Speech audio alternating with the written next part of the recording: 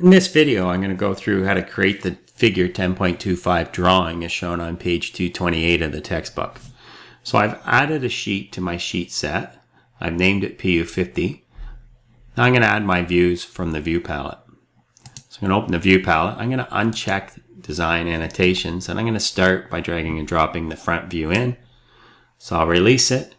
And then I want the PU50 configuration, so I'm going to switch to the default PU50 configuration. I'll add my top view, my bottom view, the right side, and the isometric, and I'll right click to accept that. So I'm going to drag my isometric over here where I like it.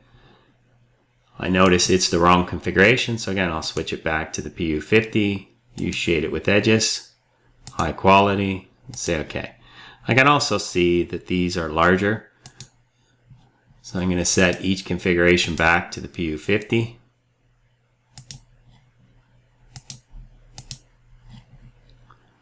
For each view.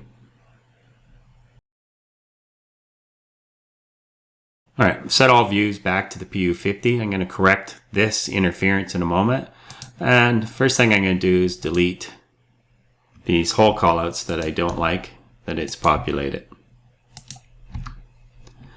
So I have my views placed on my sheet. I might want to reconsider my scale, but for now I'm going to select the initial view and I'm going to drag them over a bit. The material is populated, the stock size is populated. This is an anodized black finish. I might note to remove all sharp edges. And again, a reminder, the title block here isn't filled in because the properties aren't set up properly in my part. Make sure you set up your properties so that these populate correctly. All right, so now I want to create a nice drawing. What I'm going to do is I'm going to add center marks. So this should be a reminder. I'm going to go to the annotation ribbon. I'm going to choose center mark. Now remember, you can just select an arc and add a center mark. And when I'm doing a slot, we want to give whoever's making it the information of where the center of this radius is and the center of this radius. So I'm going to use the slot ends center mark.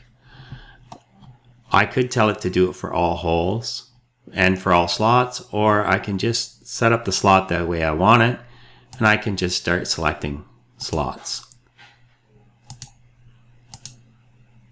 You'll notice for these slots, with the tapped hole, I have to select each end.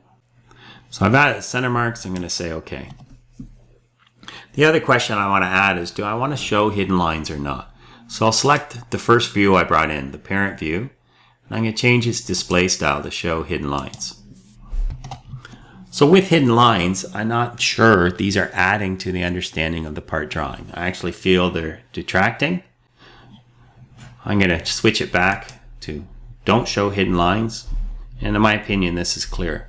Now in this case, what I want to do is I want to keep my drawing as neat as I possibly can. So I'm going to use ordinate dimensioning for this view to dimension where all the slots are. It's very unlikely I'll get all the dimensions required to make this part on this one sheet. I'll probably have to add a second sheet and continue to show views and dimensions. So first I'm going to start with my top view. And I'm going to do my horizontal and my vertical ordinate dimensioning. To do that, below Smart Dimension, I'm going to select the drop-down arrow, and I'm going to tell it to do horizontal ordinate dimensioning. I'm going to select this is my zero edge, come down and click to add it. And then I'm going to select the features. Remember, when I select an arc, it dimensions to the center by default. I'm going to intentionally miss this one so I can come back and show you how to add it. I'll select each one of these as I go.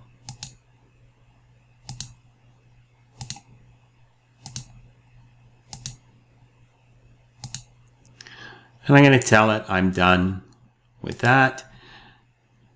I'll move this view down a bit, and this one down a bit, and I'll just zoom in on this part of the screen.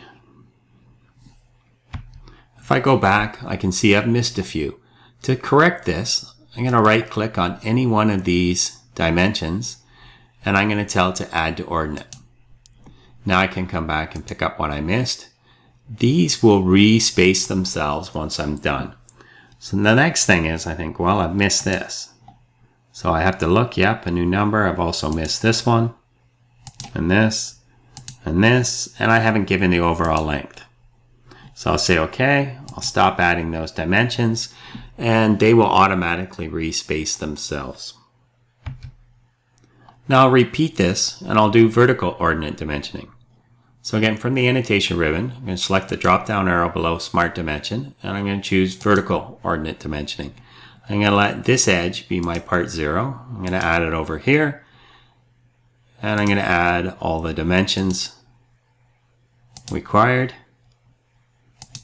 for these holes. So I have to watch if these centers are in perfect alignment or not. Okay, so that one was already chosen with this, so just put it right over top. If I want to undo that, I can Control Z, and you'll notice the extension line just comes here, and visually they should see these are all over top of each other. I'm going to continue to work my way up. So I'm going to continue adding my ordinate dimensions to the top. I'm happy with that. I'm going to say OK. Now, in a previous video, we added dual dimensions. So for a couple of these dimensions, I'd like to add dual dimensions. With ordinate dimensioning, I can change just the precision of one dimension. I could just change this one's precision to 2 decimal places, or I can set it back to 3, or for just the dimension I've selected, I can turn on dual dimensioning. I'll say OK. I'll fit this to the screen. So that's a quick look at starting this drawing with the dimensions. The rest of the dimensions as shown in figure 10.25 you should be able to do without any issue. You've done it a significant number of times. In the next video I'll continue with this part and we'll do some section views.